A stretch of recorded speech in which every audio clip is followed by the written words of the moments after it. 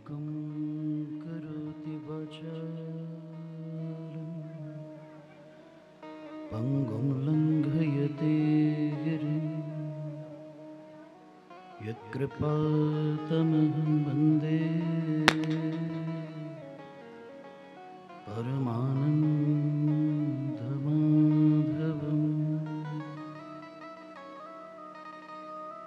रामाय रामभद्राय रामचन्द्राय वेधसे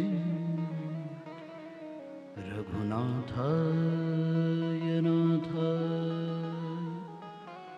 सीताया पतये नमः। सच्चिदानन्दरूपाय विश्वोत्पत्त्यादिहेतवे तापत्रय विनाशाय श्रीकृष्णाय वयं नमः। श्रीकृष्णाय वयं नमः। श्रीकृष्णाय वयं।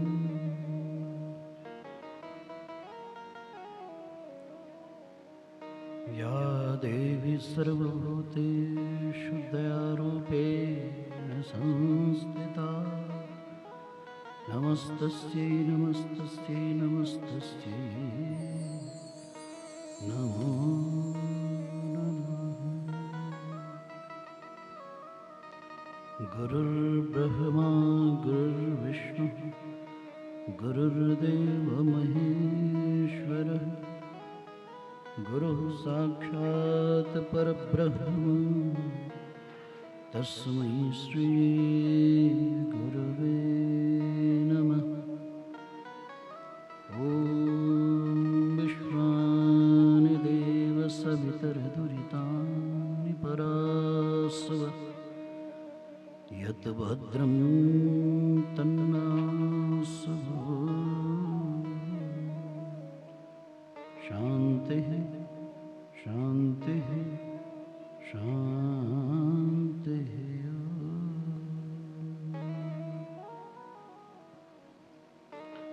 श्री लक्ष्मी नारायण भगवान की जय। राजा रामचंद्र भगवान की जय। राधा कृष्ण भगवान की जय। उमापति महादेव की जय। पवन सुत हनुमान जी महाराज की जय। सद्गुरुदेव भगवान की जय। गजानन भगवान की जय। वेद व्यास भगवान की जय। श्री शुकदेव भगवान की जय। भागवत भगवान की जय।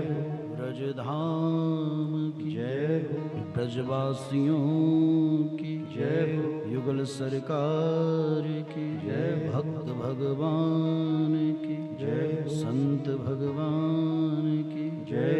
अनंत कोटि वैष्णवों की जय। सभी देवी देवताओं की जय। जय जय श्री राधे जय जय श्री राधे जय जय श्री राधे। जो कि तीनों लोकों के स्वामी हैं, 14 भुवनों के मालिक, जगत के नियंता, परात्पर परब्रह्म परम परमेश्वर देव देवेश्वर योग योगेश्वर सर्व सर्वेश्वर भगवान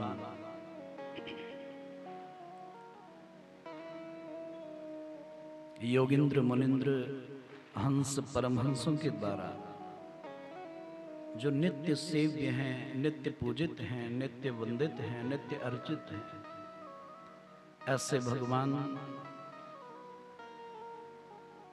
अत्यंत करुणा में, कृपा में, दया में, करुणैक सिंधो भुवनैक बंधो भगवान श्याम सुंदर की महती कृपा करुणा से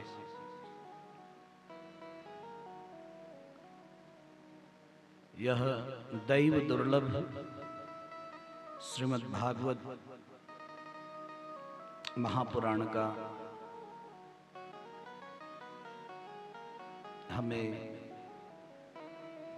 दिव्य प्रसाद प्राप्त हो रहा है और यह प्रसाद साक्षात भगवान कृष्ण का वांगमय स्वरूप है। दिव्य आखरबद्ध, लिपिबद्ध, भाषाबद्ध उनकी ये प्रतिमा है।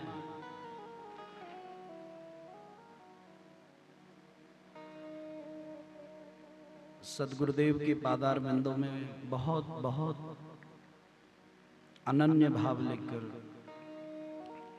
प्रणाम करते हुए देवाधिदेव महादेव के चरण कमलों का ध्यान धरते हुए ऋषि मुनि यति योगी साधु सज्जन महज्जन महत्पुरुषों के प्रति आदर पूर्वक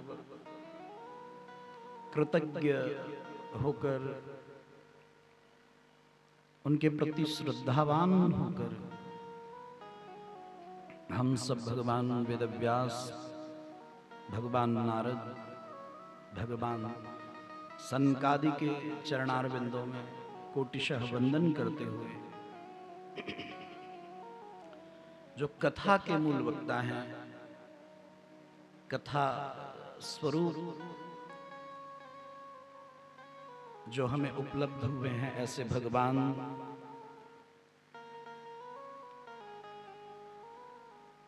शेष की सैया पर नित्य पौढ़ने वाले शेषशाही भगवान नारायण की शरण लेकर आज की कथा में हम सब प्रवेश करेंगे। नित्य आप सब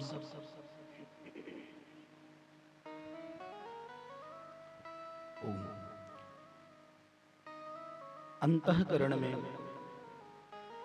आप सबके हृदय में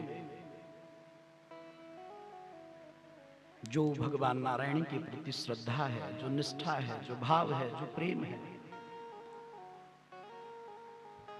जिसके वशीभूत होकर आप सब यहां नित्य विराजमान होते हैं,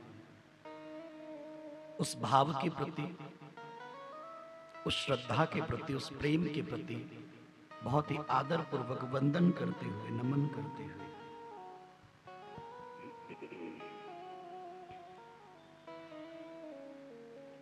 आइए हम सब मिलकर प्रतिदिन जैसे कुछ पल भगवान का नाम गाते हैं, वैसे भगवान का नाम संकीर्तन करें और अपनी वाणी को पवित्र करते हुए अपने इस जीवन यात्रा को पवित्र करेंगे। राधे गोविंद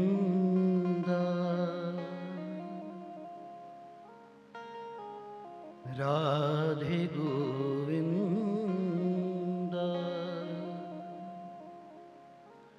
राधे गोविंद राधे गोविंद गोविंद राधे गोविंद राधे गोपाला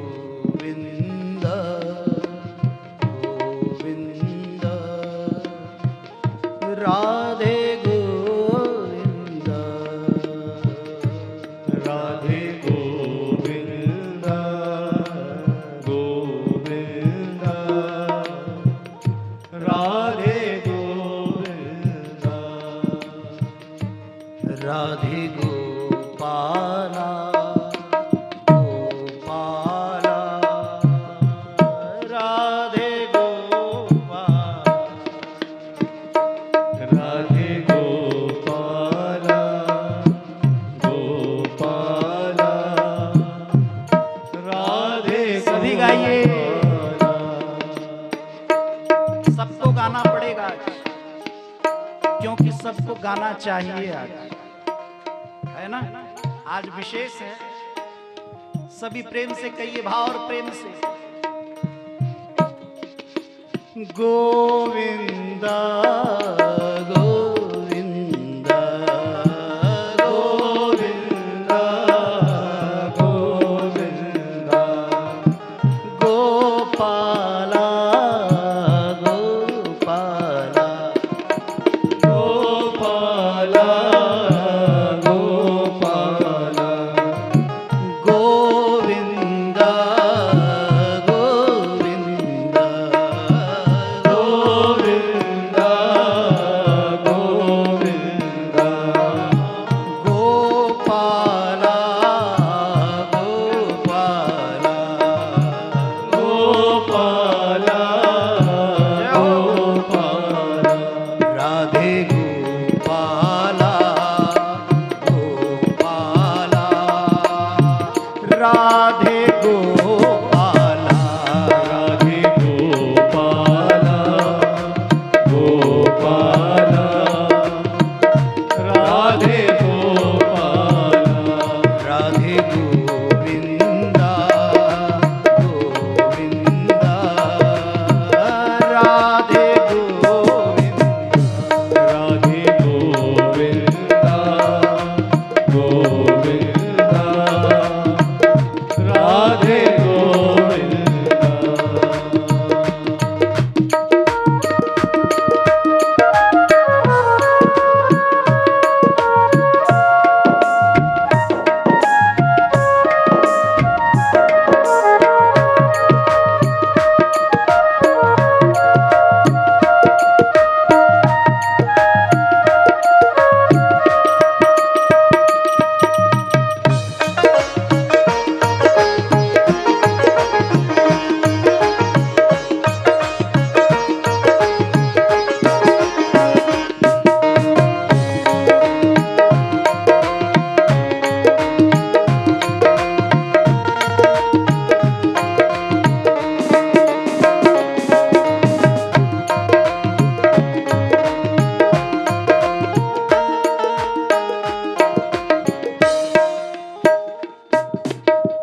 वो पाएगा क्या रस का चस्का,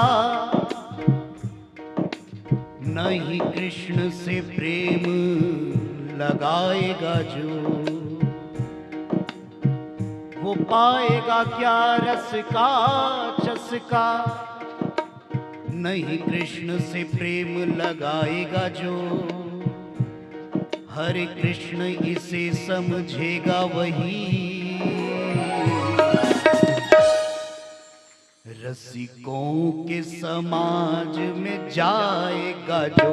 रसिकों के समाज में जाएगा जो, रसिकों के समाज में जाएगा जो, रसिकों के समाज में जाएगा जो, रसिकों के समाज में जाएगा जो। वो पाएगा क्या रस का चस्का, नहीं कृष्ण से प्रेम लगाएगा जो। हरे कृष्ण इसे समझेगा वही, रसिकों के समाज में जाएगा जो।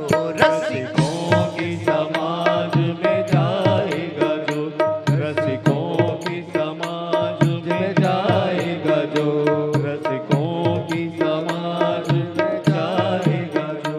ब्रज धूलि लपेट कलेवर सो,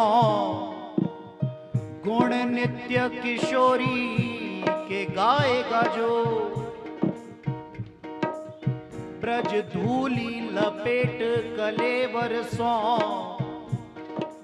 गुण नित्य श्री श्यामा के गाएगा जो।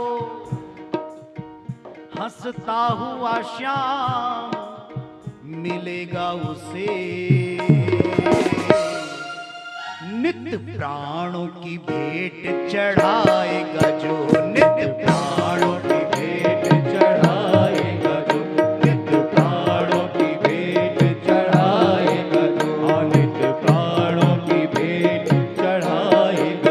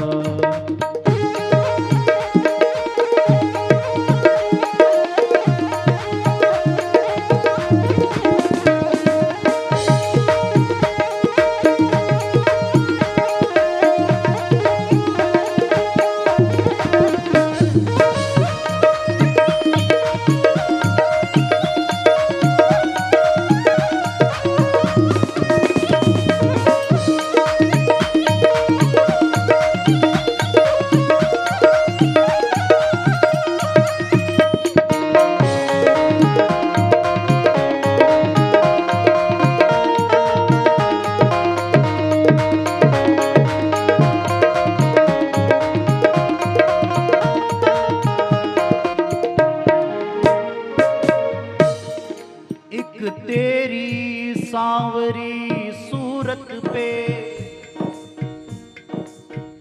बस हो ही गया है प्यार मुझे, बस हो ही गया है प्यार मुझे, बस हो ही गया है प्यार मुझे। एक तेरी सांवरी सूरत पे बस हो ही गया है प्यार मुझे, खाई है जमाने की ठोकर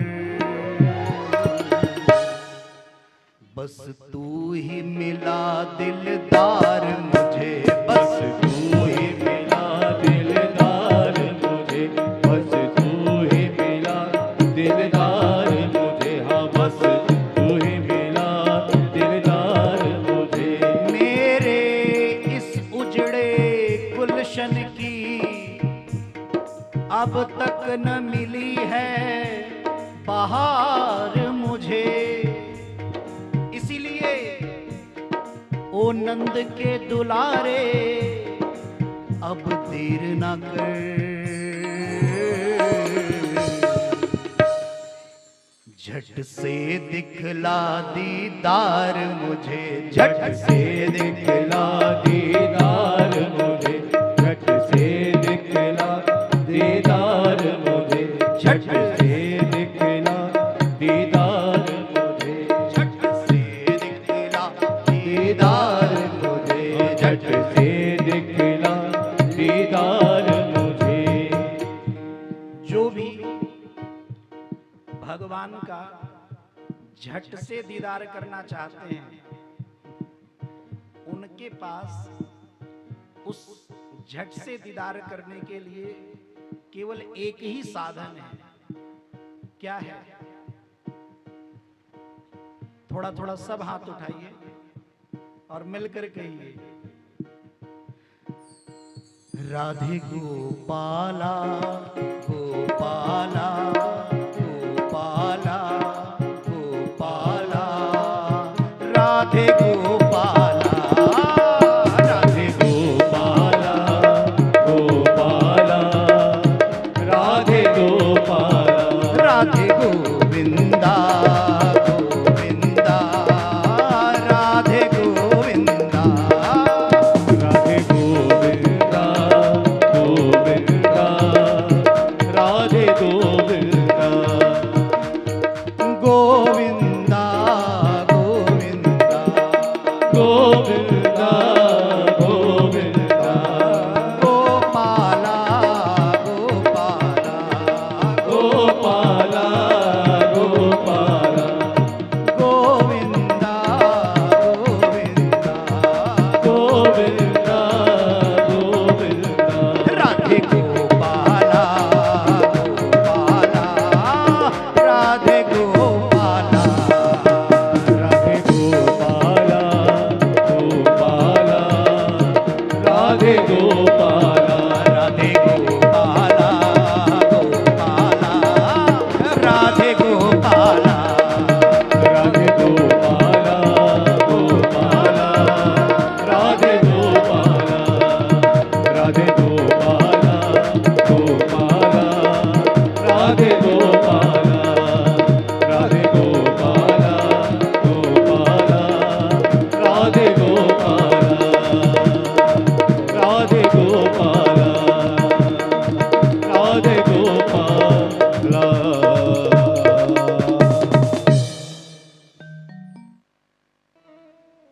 सुख और नितांत शांति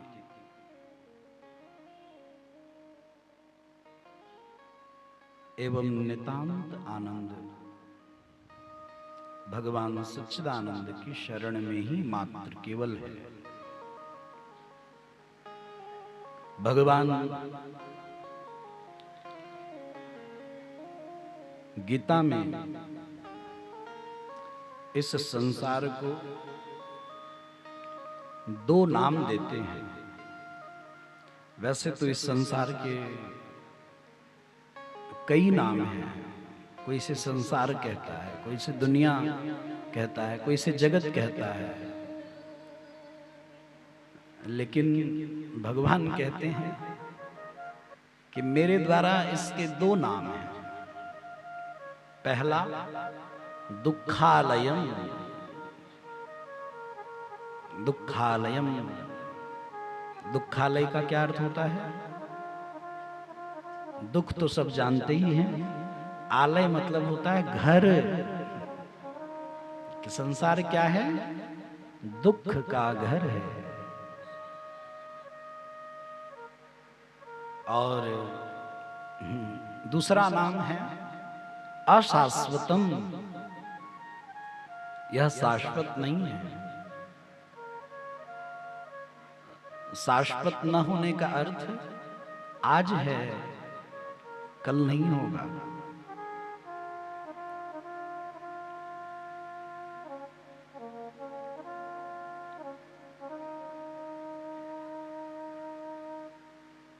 कोयले की खान में यदि कोई प्रवेश करे और भ्रमण कर कर आए तो प्रश्न ही नहीं खड़ा होता इस बात का कि उसे कालिख न छुए। कहीं ना कहीं तो कालिख लगेगी ही लगेगी, छुएगा ही छुएगा। कोयले की खान में कोई घुस जाए और वो कालिख से, कोयले के कालेपन से अछूता निकल आए, ये तो संभव ही नहीं है। इसीलिए बंधुओं, यह जो संसार है यह दुख का घर है। और भागवत भगवान की हम सब कथा सुन रहे हैं। भागवत भगवान की कथा में भागवत भगवान को क्या कहा गया? रसालयम। यह क्या है? रसालय है। जैसे विद्या जहां मिलती है उसे विद्यालय कहते हैं। भोजन जहां मिलता है उसे भोजनालय कहते हैं। इसी तरह रस ही रस जहां मिलता है उसे रसालय कहते हैं। तो भागवत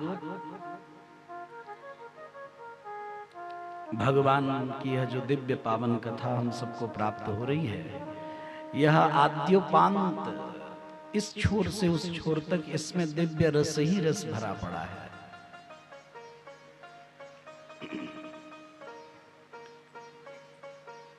संसार में सुख है नहीं, और यदि सुख है भी तो क्षणिक है। दुख का घर होने के कारण सब दुख की चर्चा ज्यादा करते हैं। आप सबने अनुभव किया होगा, जब भी कोई व्यक्ति बैठते हैं आपस में बात करते हैं तो ज्यादा दुख की ही चर्चा करते हैं। आप किसी से 4 दुख बताएंगे तो सामने वाला 40 बता देगा। हा? अच्छा, अब तो एक ट्रेंड भी चल गया है। कैसा ट्रेंड चल गया है?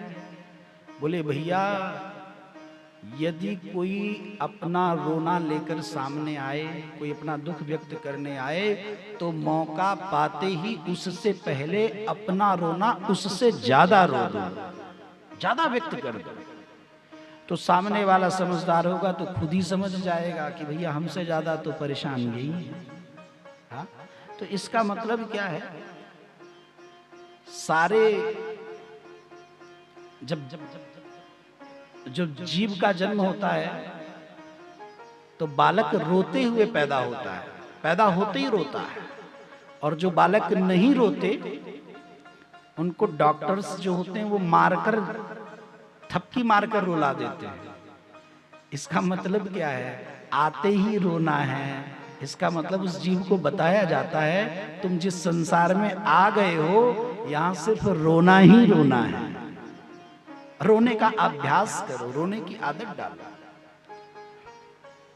प्रश्न खड़ा होता है कि यदि संसार में रोना ही रोना है तो सुख कहां है, आनंद कहां है? तो भैया उसका एक ही स्थान है, भगवान की शरण, भगवान का नाम, भगवान की कथा। एक बहुत बड़े भक्त हुए हैं, उनका नाम है अजामिल। नित्य भगवत अर्चन, नित्य भगवत वंदन, नित्य भगवत पूजन किया करते थे। खूब सत्संग हुआ करता था। उनकी संगत में पड़ने वाला जीव भी सत्संगी बन जाया करता था। शास्त्र का एक सूत्र है, संग दोष हरा हीते। आप जिसकी जैसी संगति करेंगे, कहीं ना कहीं तो उसके कुछ ना कुछ गुण आप में चिपक ही जाएंगे, लग ही जाए, आपके न चाहने पर भी। अच्छा, हम तो यूं कहते हैं, चलो दुर्गुणी का दुर्गुण न भी चिपके। ध्यान से सुनिएगा, कितनी बड़ी बात है। दुर्गुणी के साथ आपका संग बनेगा, दुराचारी के साथ आपका संग बनेगा, तो आप दुराचारी कुछ न कुछ अंश से तो बन ही जाएंगे, कुछ न कुछ लक्षण तो आ ही जाएंगे, कुछ न कुछ दोष तो आ ही जाएगा। लेकिन यहां तक कहते हैं कि यदि कोई दोष न भी आए तो भी एक दोष तो तैयार बैठा है। कौन सा दोष? बदनामी का दोष। हाँ, नाम तो फिर भी बदनाम हो ही जाएगा। आप बेशक शराब न पीते हो, पर जहां चार शराबी बैठकर शराब पी रहे हो और पांचवी संख्या आपकी हो, और किसी से पूछा जाए कि भाई वहां वो लोग क्या कर रहे हैं, तो क्या कहा जाएगा? यही कहेंगे ना कि भैया वहां वो लोग बैठकर शराब पी रहे हैं सब। तो आप बेशक एक व्यक्ति नहीं पी रहा है, फिर भी उसकी गिनती तो हो ही रही है। 10 गधे जा रहे हैं और उन 10 गधों में एक घोड़ा भी शामिल हो, और किसी ने किसी से पूछ लिया कि भैया वो क्या जा रहे हैं, तो लोग क्या कहेंगे? घोड़े जा रहे हैं? नहीं, सब कहेंगे भैया गधे जा रहे हैं। तो एक घोड़ा जो 10 गधों के बीच शामिल हो गया, उसका भी नाम गधा ही पड़ गया, वो भी गधों के साथ मिलकर गधा ही हो गया। इसीलिए अपनी संगति जो है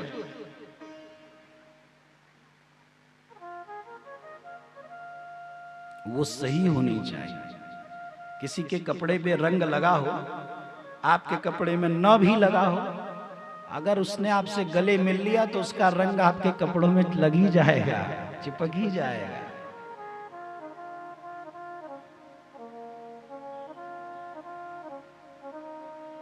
मन पर जैसा रंग चढ़ता है, मन जिस संगति को पाता है, तद द्रूप होकर तदाचरण में जब वो संलग्न हो जाता है, तो उसकी दशा भी उसी भांति तय हो जाती है। भगवान का इतना सुंदर भक्त, इतना प्यारा भक्त, भगवान को पूजने वाला, मानने वाला, सत्संग करने वाला, अचानक अकस्मात एक दिन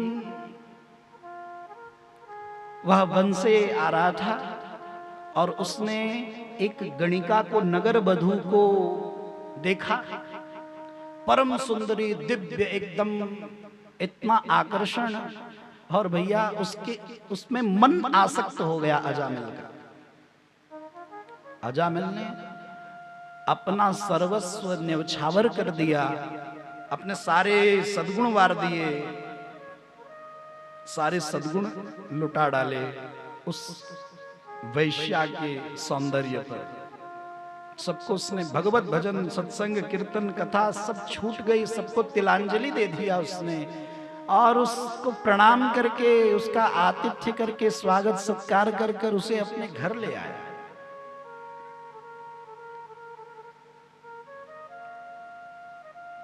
आप सब इस बात पर पल भर के लिए थोड़ा ध्यान दीजिएगा। जब वो वैश्या को अपने घर में लाया, ध्यान से सुनिए, जब दुर्गुण आता है जीवन में तो सद्गुण अपने आप चला जाता है। जहां दुर्गुण आया,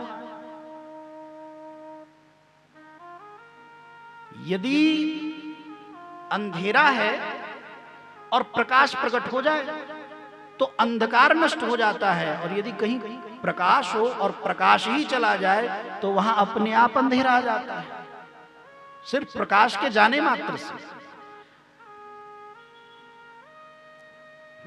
उसकी जो सती सावित्री पत्नी थी उसको उसने विदा कर दिया, घर से निकाल दिया।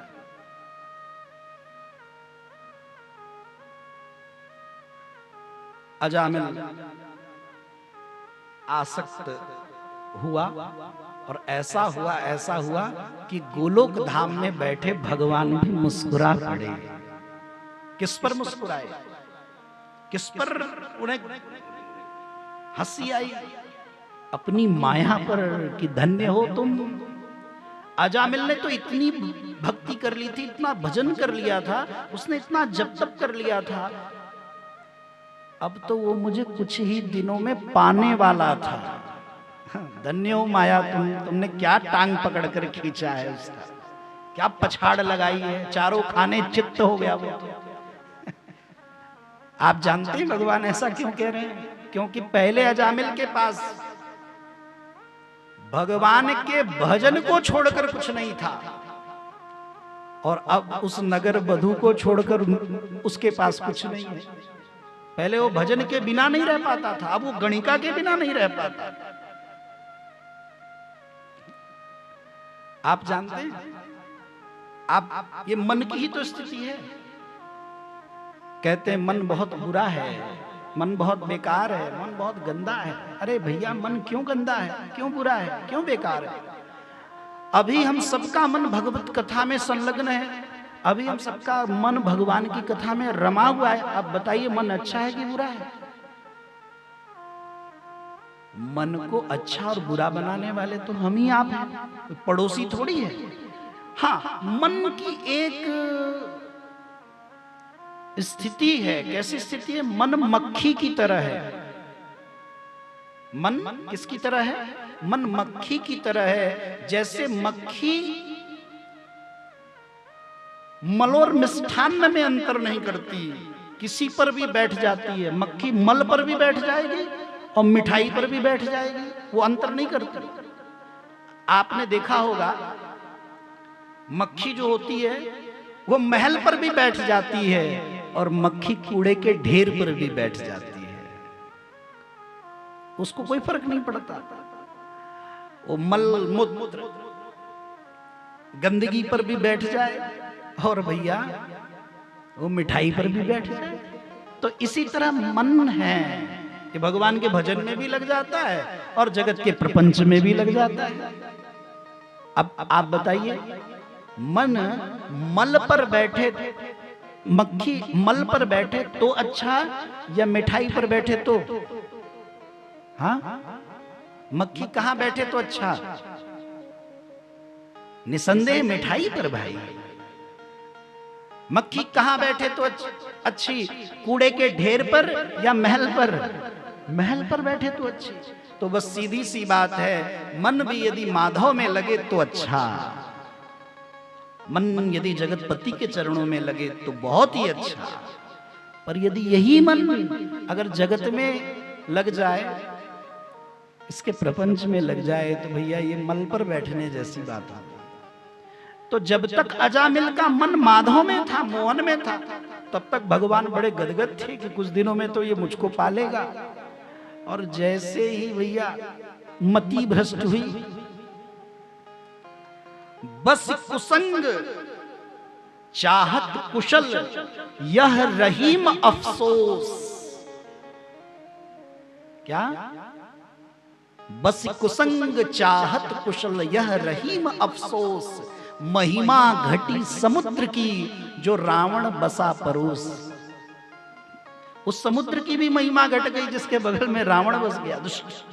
वहां दूरी दूर सब, उस समुद्र के किनारे कौन जाए, दूरी रहते थे भैया, वहां मत जाओ, जीते जी लौट पाएंगे कि नहीं पता नहीं।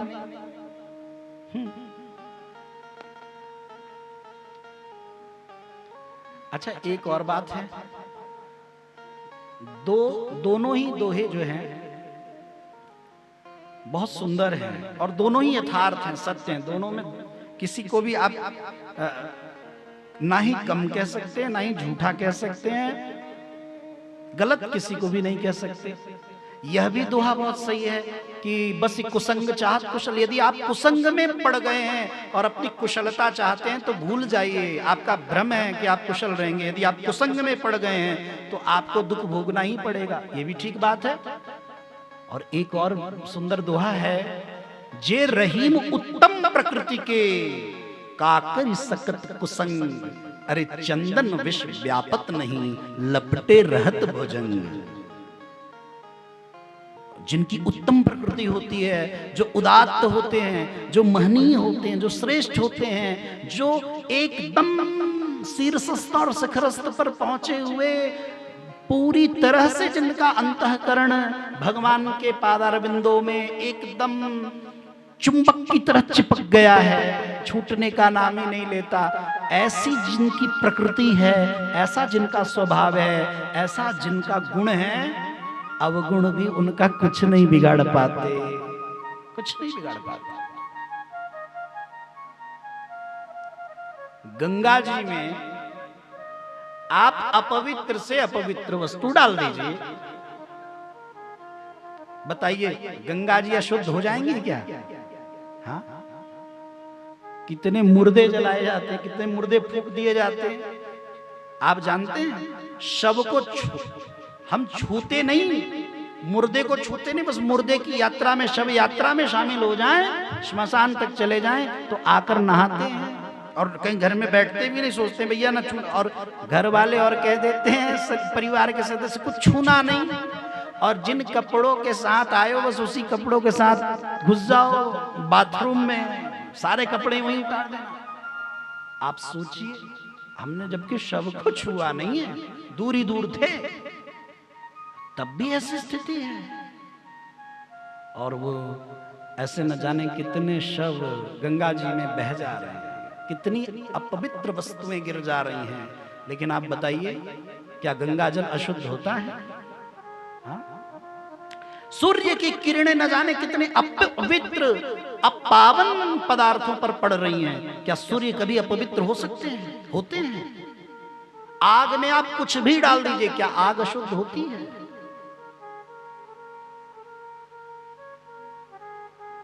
इसी तरह जो भगवान के चरणों में आसक्त हो जाते हैं, जो भगवान के चरणों में लग जाते हैं, उनको किसी भी प्रकार से कोई जगत के प्रपंच की कारण कोई उनकी हानि दूर दूर तक नहीं होती। वो शुद्ध होते हैं, वो बुद्ध होते हैं, प्रबुद्ध होते हैं, वो बिल्कुल जिस परमात्मा के साथ। अच्छा, ऐसा होता क्यों है? क्योंकि भगवान स्वयं आकार विकार प्रकार से, आदि व्याधि उपाधि से बिल्कुल परे हैं, शुद्ध हैं, बुद्ध हैं, प्रबुद्ध हैं, निर्मल हैं, निष्पाप हैं, निष्कलंक हैं। तो जब ऐसे शुद्ध परम परमात्मा के साथ कोई अपना नाता जोड़ लेगा तो वो कैसे अशुद्ध होगा, वो कैसे अपावन होगा, वो कैसे त्याज्य होगा, वो कैसे अमान्य होगा, वो कैसे अग्राह्य होगा, वो कैसे निंदित होगा।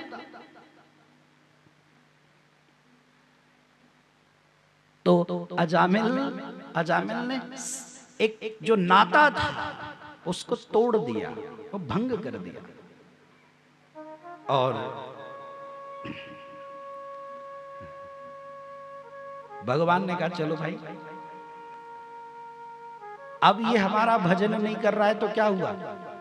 कभी तो हमारा भजन करता था, कभी तो नाम लेता था, कभी तो ये कथा सुनता था। भक्ति ये आज ही तो नहीं कर रहा, कभी तो ये भक्ति करता ही था। तो जब से सुंदरी के चक्कर में पड़ गया तब से भजन छूट गया। कोई बात नहीं, चलो अब ये बिगड़ गया है, तो जो बिगड़ गया है उसका सुधार होना चाहिए। तो सुधार करने के लिए भगवान की प्रेरणा से अजामिल के घर कुछ सन्यासी पहुंचे, कुछ साधु पहुंचे, कुछ संत पहुंचे। आप सबने कथा में सुना होगा, संत क्या करते हैं? सुधार भगवान क्या करते हैं? उद्धार। जब तक जीव का सुधार नहीं होता तब तक भगवान उस जीव का उद्धार नहीं कर सकते।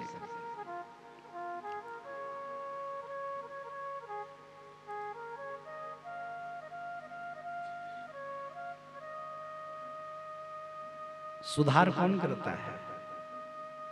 सुधार गुरु करते हैं, सद्गुरु सुधार करते हैं।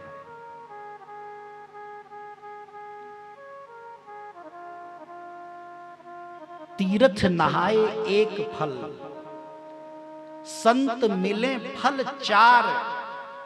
तीर्थ नहाए एक फल, संत मिले फल चार, और सतगुरु मिले अनंत फल, कहे कबीर विचार। सदगुरु यदि किसी को मिल जाए तो आप ये मान लीजिए उसको अनंत फल मिल जाते हैं, अनंत।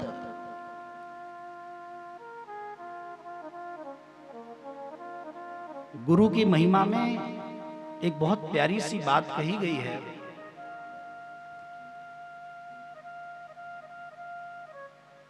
सब धरती कागद करूं, लेखनी करूं बनरा, सात समुद्र की मसी करूं, गुरु गुण लिखा न जा। यदि पूरी धरती को कागज बना दें, पूरे वृक्षों को, पेड़ पौधों को अगर हम लेखनी पेन बना दें, और भैया पूरे सात समुद्र की हम मसी कर दे, स्याही तैयार कर दें, और तब गुरु के गुण को लिखे, तो भी गुरु के गुण को लिख नहीं सकते, नहीं लिखा जा सकता।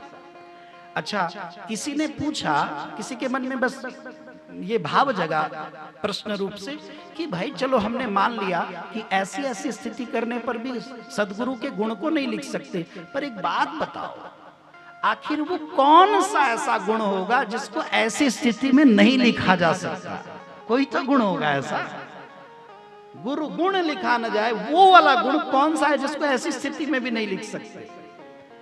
तो भाई उसका केवल एक ही उत्तर है, और वो है गुरु की कृपा के गुण को, गुरु की दया के गुण को, गुरु के स्वीकार करने वाली जो उनकी स्वाभाविक प्रवृत्ति है, उस गुण को नहीं लिखा जा सकता। इस बात को कैसे समझेंगे? इस बात को ऐसे समझिए, जैसे एक सभा बैठी हो, अब उस सभा में सारे गुरु के शिष्य एकत्रित हो गए हों, और घोषणा कर दिया गया हो कि भैया आप सब 15 मिनट इस सभा में प्रतीक्षा करिए, गुरुदेव दर्शन देने के लिए पधारे। ठीक है? अब उस सभा में पूरे शिष्य जितने थे, हजारों लाखों शिष्य भर गए। तो जब हजारों लाखों शिष्य भर गए तो उसमें तो शिष्य सब प्रकार के हैं, राजा भी बैठा है, रंक भी बैठा है, अमीर गरीब, ऊंच नीच, ऐसा वैसा, जैसा तैसा, सब लोग बैठे। हाँ, कौन है उस सभा में, कौन ऐसा है जो नहीं बैठा? क्योंकि गुरु के शिष्य तो सभी हैं। तो जैसे ही सदगुरु आए हैं, जैसे ही प्रवेश किया है द्वार से, वैसे ही सबने एक ही स्वर पुकारा, सबने एक ही संबोधन दिया, मेरे गुरुदेव आ गए, मेरे गुरुदेव आ गए, मेरे भगवान आ गए, मेरे गुरुदेव आ गए।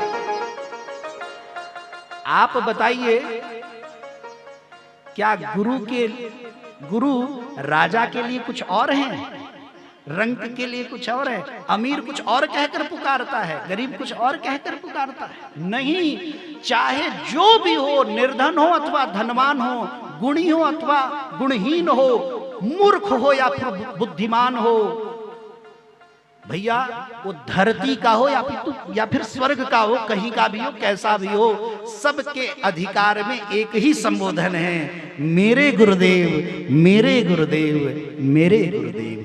ये जो गुरुदेव के अपनाने का गुण है, इसको कोई नहीं लिख सकता, कोई नहीं लिख सकता। और एक बात ध्यान रखिए,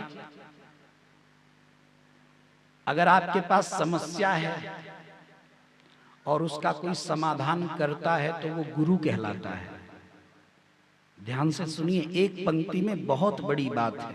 अगर आप सबके बुद्धि में ये बात उतर गई, आप सबके दिल में ये बात समझ में आ गई, तो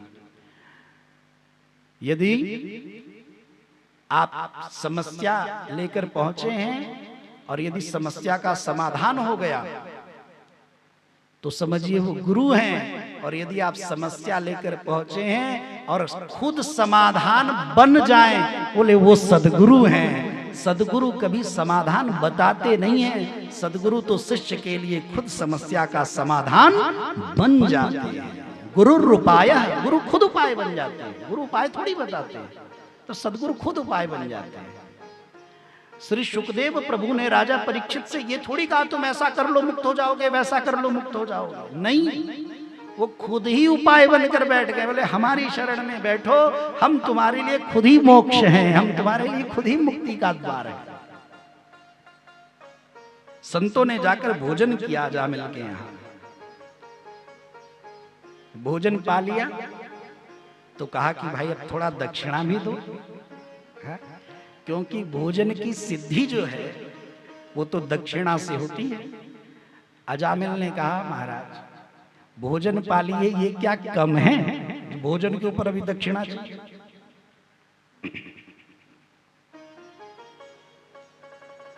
संतों ने कहा कि बिना दक्षिणा लिए तो बात बनेगी नहीं, तो दक्षिणा तो लेनी होगी। क्या चाहिए?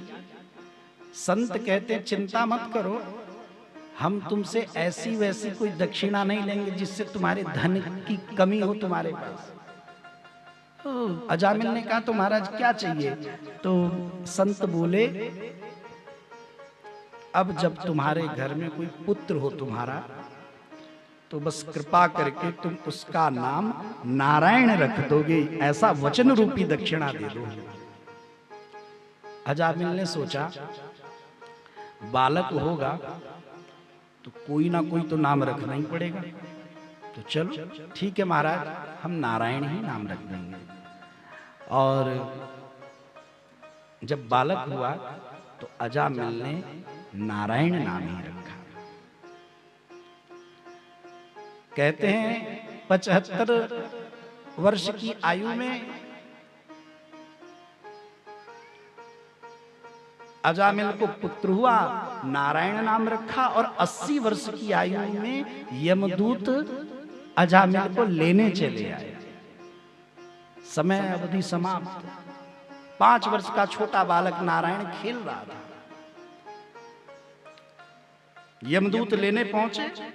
उन्होंने कहा वो देखो अजामिल ये दुष्ट धूर्त पापात्मा पापी पहले भगवत भजन किया करता था, लेकिन इसने हमारे प्रभु का नाम ही छोड़ दिया, धर्म कर्म ही छोड़ दिया, दान धर्म सब कुछ त्याग कर दिया। इसने पाश का फंदा फेंका है।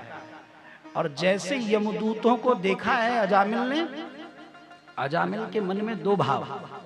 सुनिए, पहला तो अजामिल भयभीत हुआ, यमदूत लेने आए हैं, अब जीवन समाप्त है। तो उसने सोचा अब मैं मर जाऊंगा तो 5 वर्ष का मेरा नारायण पुत्र जो है, अब उसकी देखरेख कौन करेगा, उसको कौन संभालेगा।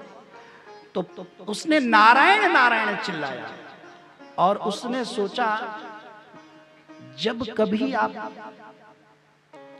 देखिए, आप कितने भी हृष्ट पुष्ट हों, कितने भी बलवान हों, आप बिल्कुल सन्नाटे वाली गली से गुजरिए जहां बिल्कुल लगभग अंधेरा सा हो, बिल्कुल सुनसान गली हो, और आप अकेले जाएं और भैया वहां एक कुत्ता मिल जाए और आपको देख के गुर्राए और भौंके, सही सही बताइएगा, सिट्टी पिट्टी गुल हो जाती है कि नहीं? हाँ, तब ऐसा लगता है क्या हम इसे उठा के पटक देंगे? तब तो लगता है भैया अब तो राम ही बचाए। कुत्ता तो कुत्ता भैया, चिपट जाए तो 14 सुई लगेंगी। तब जानते हैं आदमी क्या करता है? तब आदमी शोर मचाता है, तब आदमी चिल्लाता है। और ध्यान से सुनिए, अगर गलती से उसके हाथ एक पत्थर लग गया तो वो उस पत्थर को एटम बम समझता है, सोचता है तो ये रामबाण है बिल्कुल, और उसी से डराता है। और उस छोटे से पत्थर की वजह से वो व्यक्ति कहिए बच भी जाता है। हाँ? कुत्ता है, डर के भाग जाता है इधर उधर। तो कहने का मतलब है कि जब विपत्ति आती है तब छोटी सी छोटी वस्तु भी, छोटी सी छोटी चीज भी बचने का साधन के रूप में हमें दिखने लगती है कि इससे हम बचेंगे, इससे हमारा बचाव होगा। तो अजामिल ने जब यमदूतों को देखा तो अजामिल ने यमदूतों को देखकर 5 वर्ष के बालक नारायण को देखकर ही पुकारा, नारायण बचाओ बचाओ, नारायण बचाओ। अब बताइए नारायण बचा सकता है? 5 वर्ष का बालक यमदूत से कैसे बचाएगा? लेकिन इतने बड़े अजामिल को भी 5 वर्ष के बालक नारायण में अब ऐसी भावना प्रतीत हो रही है कि अब यहाँ आसपास तो कोई नहीं है, बस वो सामने नारायण खेल रहा है, उसे ही पुकारो, वही आकर बचाए। कहावत है ना, डूबते को तिनके का सहारा। जब आदमी डूब रहा होता है ना नदी में, उसको कोई लकड़ी दिख जाए, कोई डिब्बा दिख जाए, कुछ भी दिख जाए तो उसे ही पकड़कर बचने की कोशिश करता है कि कुछ भी बस टेक मिल जाए, कुछ भी आश्रय मिल जाए, कोई सहारा मिल जाए। बस उसने पुकारा, नारायण नारायण बचाओ बचाओ। दूरे क्रीडन का सक्तम पुत्रम नारायण माहुवयम। उसने नारायण को पुकारा। यही भगवान की करुणा है, यही भगवान की दया है कि जब अजामिल ने अपने पुत्र नारायण को पुकारा तो पुत्र तो नहीं आया, लेकिन पुत्र के प्रति पुकार पर भगवान नारायण के पार्षद प्रकट हो गए। और जो पाश का फंदा यमदूतों ने फेंका उसे तो काटा ही काटा, धक्का देकर यमदूतों को और दूर किया। हटो यहां से, चलो, इस अजामिल पर तुम्हारा कोई अधिकार नहीं, तुम कैसे ले सकते हो इसे, कैसे ले जा सकते हो, इस पर हमारा अधिकार है। अरे भैया, यमदूत संभले और यमदूतों ने कहा, महाराज आप कौन? हाँ? आप कैसे? और ये तो दुष्टात्मा है, पापी है, ये इसने अपनी सती सावित्री पत्नी को घर से निकाल दिया है। पहले ये भजन करता था पर अब ये भजन नहीं करता। तो विष्णु पार्षद बोले कि ये भजन करता है या नहीं करता है, इससे हमारा कोई लेना देना नहीं है। हमें तो आज्ञा है, हमें तो सिखाई गई है ये बात कि अंतिम समय में जिसके मुख से हमारे स्वामी नारायण का नाम निकले उस पर केवल हम अधिकार पा सकते हैं, उसे केवल हम प्रभु तक ले जा सकते हैं, वो कहीं अन्यत्र नहीं जा सकता, उस पर किसी अन्य का अधिकार नहीं बनता। तो यमदूत बोले, महाराज चलो, हमने ये भी माना कि आपके प्रभु नारायण को जो पुकारे उनका जो नाम ले, लेकिन आप जानते नहीं हैं ये आपके प्रभु नारायण को नहीं पुकार रहा था, ये अपने पुत्र नारायण को पुकार रहा था। तो विष्णु पार्षद बोले कि देखो भाई, हमें इससे भी लेना देना नहीं कि ये किसे पुकार रहा था, हमें तो केवल इस बात से मतलब है कि इसने अंतिम समय में जो पुकार लगाई है, जो गुहार लगाई है, वो हमारे प्रभु नारायण के नाम की लगाई है।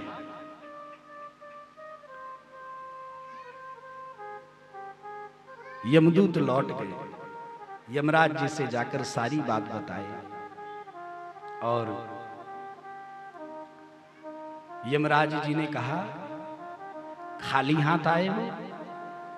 यमदूतों ने जब सारी बात बताई तो जैसे नारायण कहा, यमदूत बोले नारायण नाम लिया, तुरंत यमराज जी ने मुंह पर उंगली रख दी।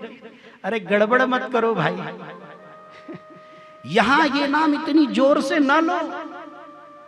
तो यमदूत सोचे इस नाम में क्या जादू है, नीचे गए वहां तो इस नाम ने ऐसा खेल खिलाया, यहाँ ऊपर आकर प्रभु को बता रहे हैं अपने स्वामी को, तो ये हमारे मुंह पर उंगली रखकर चुप करा रहे हैं कि इस नाम को जोर से न लो।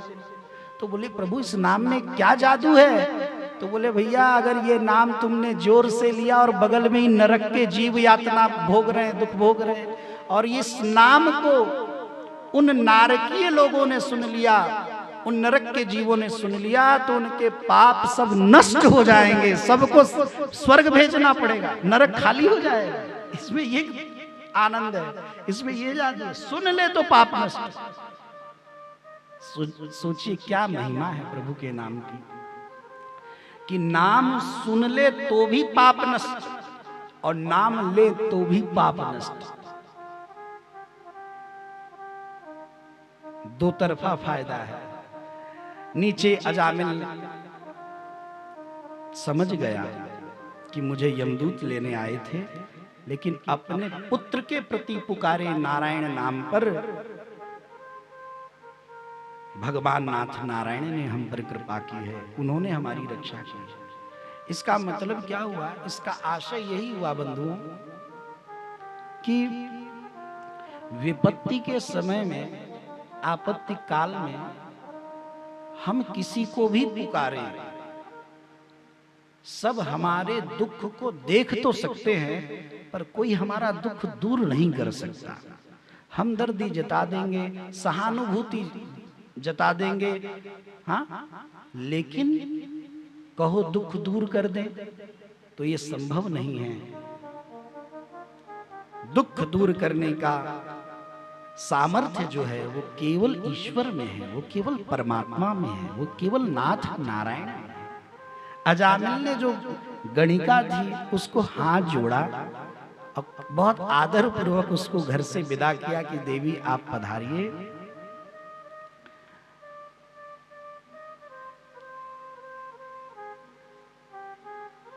और अपनी सती सावित्री देवी को, पत्नी को घर ले आया है। फिर उसने भगवत भजन किया, फिर उसने वापस अपने मन को जहां प्रभु के चरणों में उसने छोड़ा था वहीं लेकर गया और उसने कहा, हे प्रभु, कान पकड़कर माफी मांगता हूं, भूल चूक माफ करिए, भारी गलती हो गई।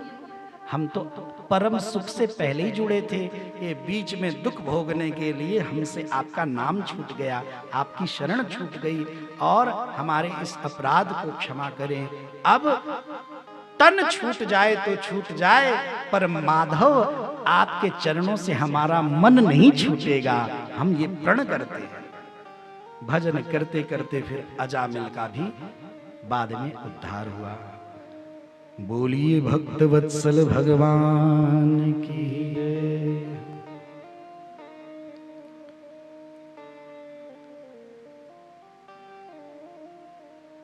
इसके बाद भगवान श्री सुखदेव प्रभु कहते हैं कि राजन, भक्त का काम होता है सभी जीवों को जो उसकी शरण में आए अथवा न भी आए तो भी उसके पास जाकर उसको भगवान का भक्त बनाना, भक्ति में लगाना। तो सबसे बड़े भक्त हैं भगवान के नारद जी। महाराज दक्ष के जितने पुत्र होते सबको विरक्त मार्ग पर ले आते, वो जाते विवाह इत्यादि के संसार बसाने। पिता की आज्ञा पाकर नारद जी ऐसा उपदेश करते, सब भगवान के भजन में लग गए। फिर दक्ष ने श्राप दे दिया नारद जी को, जाओ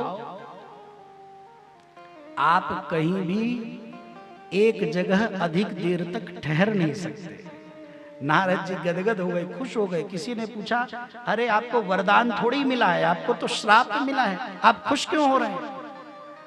तो नारद जी बोले, पहले हम एक जगह ज्यादा समय तक रहते थे तो भजन का प्रचार प्रसार कम कर पाते थे, कुछ ही लोगों को बना पाते थे भगवत भक्त। अब हम कम देर तक कहीं ठहरेंगे, घूमते रहेंगे ज्यादा, मतलब ज्यादा घूमेंगे तो ज्यादा प्रचार प्रसार होगा, ज्यादा भक्त बनाएंगे। एक बात मुझे अचानक से याद आई है।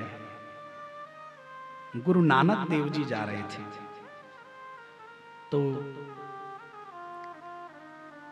एक राजा की बेटी थी, वो उनको प्रणाम करती, उनके चरणों में अपना पत्र पुष्प भाव फल फूल इत्यादि भेंट करती। तो वो एक ही आशीर्वाद देते, जाओ बेटी जैसी हो वैसी बनी रहो। हाँ, जाओ बेटी जैसी हो वैसी बनी रहो। और वो जो धन इत्यादि होता उसको चोर चुरा लेते, चोर चुरा ले गए। तो चोर चुरा ले गए तो उन्होंने आशीर्वाद दिया, जाओ तुम सब जैसे हो वैसे बने रहो। तो उनके शिष्य मंडली ने पूछा कि गुरुदेव, आपने जो आपको पत्र पुष्प भेंट कर रहा है, फल फल धन धान्य इत्यादि, उसको भी कह रहे हो जैसे हो वैसे बने रहो, और जो लूट पाट के ले गए उनको भी आपने वही सेम आशीर्वाद दिया, जैसे हो वैसे बने रहो, इसका क्या मतलब?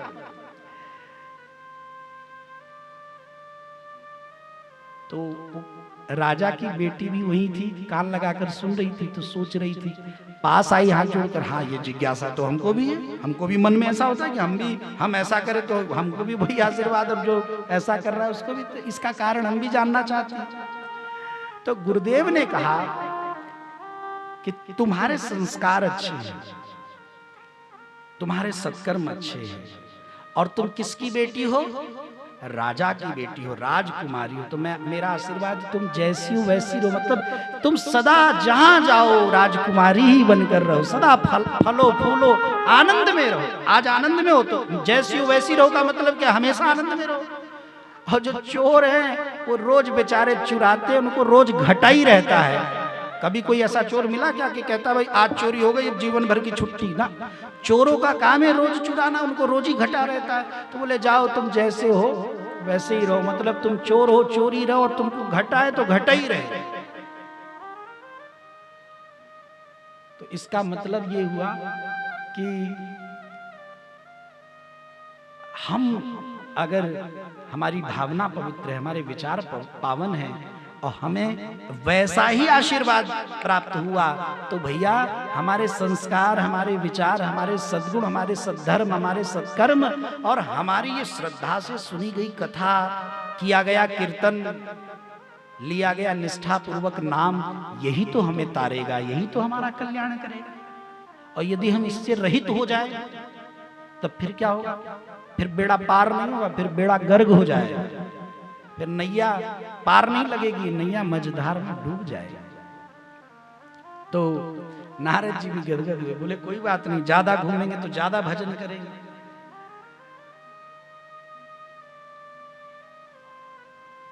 गुरुदेव बृहस्पति ने एक बार देवताओं का त्याग किया था। देवराज इंद्र स्वर्ग में अपने सिंहासन पर बैठे थे और पधारे हैं गुरुदेव बृहस्पति, और वो देवांगनाओं का नृत्य देख रहे थे, अप्सराओं का। अब गुरु जी चले आए तो प्रणाम करना तो बहुत दूर की बात है, आतिथ्य करना, सेवा सत्कार करके बुलाना बहुत दूर की बात है। गुरु जी को आते देखकर खड़े होकर उठे भी नहीं।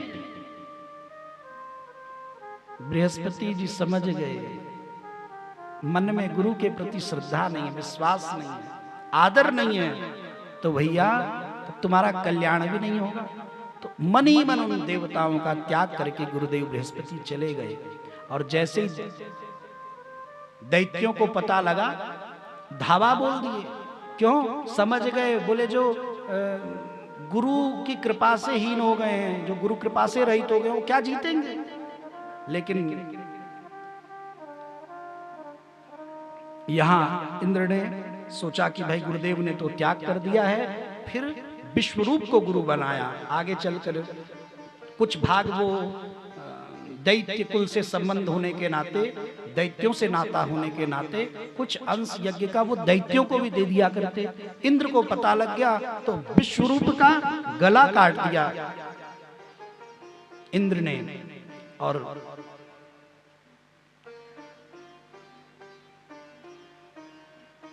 भगवान श्री सुखदेव प्रभु कहते हैं कि वहां त्वष्टा के वो पुत्र थे, फिर त्वष्टा ने यज्ञ किया, इंद्र शत्रु विवर्धस्व, इंद्र का शत्रु यज्ञ से प्रकट हो। तो भैया वो कौन था? वो कौन प्रगटा? वृत्रासुर। फिर वृत्रासुर बड़ा परम बली, महाबली, उसने छक्के छुड़ा दिए सारे देवताओं के। अब तो इनको कुछ समझ में ना आए, इंद्र भी बड़े परेशान कि अब क्या करें, कैसे जान बचे। अब वृत्तासुर अब नहीं तो तब हमारा कल्याण कर ही देगा, उद्धार कर ही देगा, तो मार देगा। तब जाकर बताया गया कि किसी तपस्वी के अस्थि से यदि वज्र का निर्माण हो तो वृत्रासुर का वध हो। तो तपस्वी कौन थे? उस समय महान तपस्वी थे, तपस्वरूप तपपुंज थे दध्यन ऋषि, जिन्हें दधीचि कहते हैं। इंद्र देवताओं के सहित वन में गए, दधीचि ऋषि के पास उन्होंने जाकर प्रार्थना किया कि हमें आपकी परम आवश्यकता है, आपकी कृपा की। दधीचि ऋषि बोले बताओ हम तुम्हारी क्या सेवा करें, क्या सहायता कर सकते हैं। देखिए अब इससे क्या कहेंगे। इंद्र वृत्रासुर के वध के लिए इतने स्वार्थपूर्ण हो गए कि उन्होंने हाथ जोड़कर ही सही पर कह ही दिया अपने मुख से कि हे महान ऋषि दधीचि, हमें आपके अस्थियों की आवश्यकता है, आपके शरीर की हड्डी जो है वो चाहिए। अब उसके लिए तो प्राण छोड़ना पड़ेगा, ले लो। छुरा उरा लाए हो मांस का, जो भी चमड़ी की एक परत ही है, मांस तो फिर भी नहीं, उतारो और हमारी हड्डी ले लो। इंद्र ने हाथ जोड़कर कहा नहीं प्रभु, हम एक तो आपकी अस्थि ले, एक तो आप छूटे, ऊपर से हम ऐसा कठोर कर्म कर कर हम आपकी अस्थि कैसे ले सकते हैं। तो दधीचि ऋषि ने कहा भैया हम क्या करें। तो इंद्र ने उपाय बताया, बोले आप वृक्ष के नीचे जाकर बैठ जाइए, हिंसक सिंहादि आएंगे, वो आपको खा जाएंगे और बाद में अवशेष आपकी अस्थि बचेगी तो हम अस्थि ले लेंगे। दधीचि ऋषि बोले हाँ ये ठीक रहेगा। पेड़ के नीचे जाकर दधीचि ऋषि जब बैठे तो सारे जंगल के हिंसक पशु आए, सिंह इत्यादि, बाघ इत्यादि, शेर इत्यादि, और सब आए दधीचि ऋषि के चरणों को सूंघ कर प्रणाम किए, परिक्रमा लगाए और सारे पशु वहीं बैठ गए, सब वहीं इर्द गिर्द बैठ गए। इंद्र ने हाथ जोड़कर कहा प्रभु हमसे भारी गलती हुई, हमने आपको ये उपाय बताया, आपसे, आपके स्वभाव से, आपके तपःपुंज होने से जंगल के हिंसक पशु भी आप में प्रेम रखते हैं। हाँ, ये भी आपका अहित नहीं कर रहे, क्या करें। अंत में फिर एक उपाय किया गया, उनके शरीर पर पूरा शहद लगाया गया, उनके पूरे शरीर को शहद से ओतप्रोत किया गया और गौ माता गई हैं, गौ माता ने अपने जीव से उनके शरीर को चाटा है। तो एक मांस तो था ही नहीं क्योंकि बिल्कुल अस्थि में उनका शरीर था। तो वो गौ ने जब चर्तन किया है, जब गौ ने चाटा है शहद जानकर, तो चाटते चाटते वो चमड़ी सहित शहद चाट गई और केवल बाद में अस्थि मात्र बचा है। उसको इंद्र ने लिया और उस अस्थि से तब जाकर वज्र का निर्माण हुआ और इंद्र के हाथ में वो जो वज्र होता है उसी वज्र से फिर वृत्तासुर का वध हुआ। बोलिए संत भगवान की। जो कहते हैं ना संत को भगवान क्यों कहा जाता है, चार में कोई अंतर नहीं होता, चार में कोई भेद नहीं है। किस किस में? भक्ति भक्त भगवंत गुरु चतुर नाम वपु एक, इनके पद वंदन किए नाशहि विघ्न अनेक। भक्ति, भक्त, भगवंत और गुरु, ये चार अलग अलग नाम हैं लेकिन तत्वतः मूलतः ये एक ही है। जो अपने हित के लिए कुछ न चाहे, कुछ न करे, लेकिन जो परोपकार के लिए, जो परमार्थ के लिए, जो दूसरों के हित के लिए अपने प्राण भी दे दे, बस उसी सत्ता का नाम संत है, उसी को सदगुरु कहते हैं, उसी को संत कहते हैं, उसी को महात्मा कहते हैं। हमसे ये कृत्य किसी सामान्य मनुष्य से हो सकता है? हमसे आपसे हो जाएगा?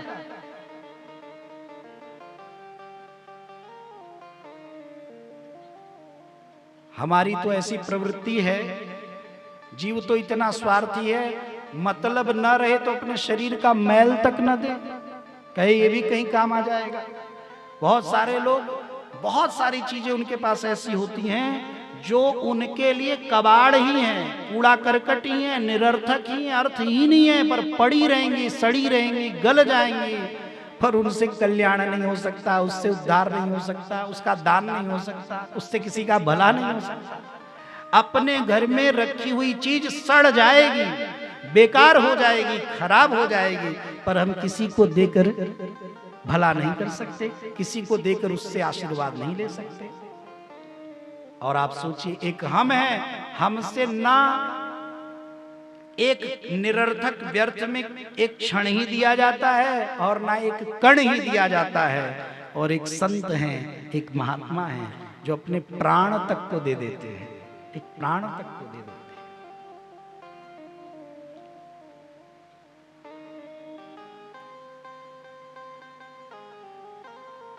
बोलिए श्री वृंदावन बिहारी लाल की जय।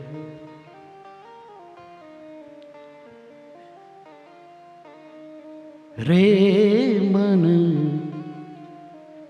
कृष्ण नाम रट ली,